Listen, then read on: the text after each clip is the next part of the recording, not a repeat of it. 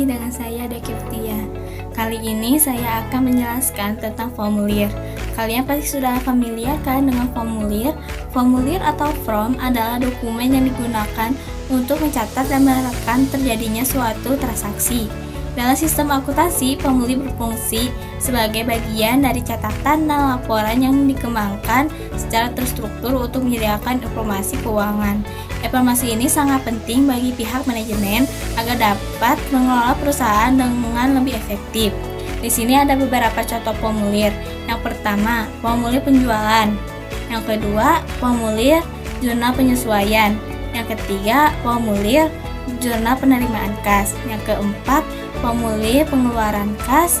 Dan yang terakhir yaitu formulir rekening buku besar. Selain contoh formulir, ada juga jenis-jenis formulir. Yang pertama, formulir satu set, yaitu formulir dalam beberapa langkah dengan isi yang sama. Yang kedua, formulir continuous, yaitu berbentuk beberapa lembar, dibatasi perforasi, dapat disobek bila diperlukan. Yang ketiga, formulir tanpa karbon, yaitu beberapa tembusan yang dapat diisi sekaligus tanpa kertas karbon, contohnya tiket pesawat. Yang keempat, formulir dengan tinta magnetis, yaitu dapat dibaca oleh alat input untuk langsung diproses oleh komputer. Yang kelima, formulir optical character recognition atau OCR, yaitu dalam bentuk angka dan huruf yang dapat dibaca oleh alat input, otomatis ditransfer ke komputer.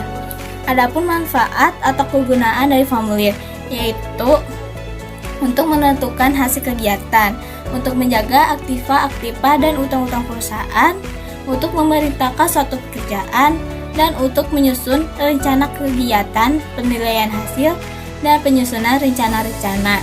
Selanjutnya ada formulir menurut sumber dan tujuannya.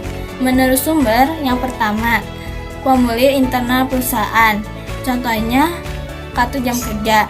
Yang kedua, formulir yang dikirim ke pihak luar, contohnya faktur penjualan.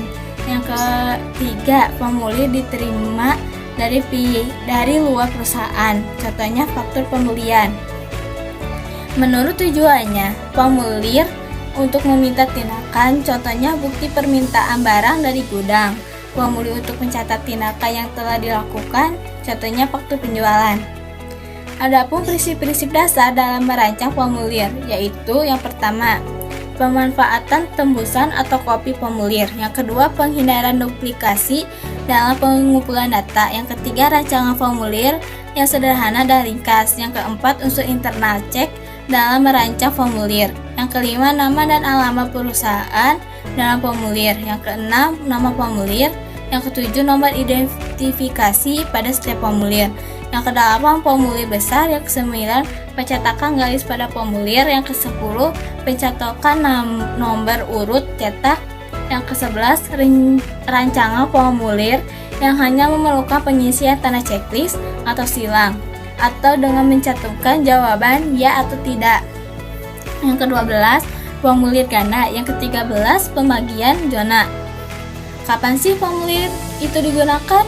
Formulir digunakan jika transaksi harus dicatat sebagai bukti, contohnya faktur penjualan. Selanjutnya, jika informasi perlu dicatat berulang kali, contohnya permintaan barang di gudang. Selanjutnya, jika berbagai informasi terkait harus disatukan dalam satu dokumen, contohnya soal permintaan pembelian barang. Dan yang terakhir, jika diperlukan untuk menetapkan tanggung jawab transaksi. Demikian penjelasan yang dapat saya sampaikan mengenai formulir ini. Semoga informasi yang diberikan bermanfaat. Terima kasih.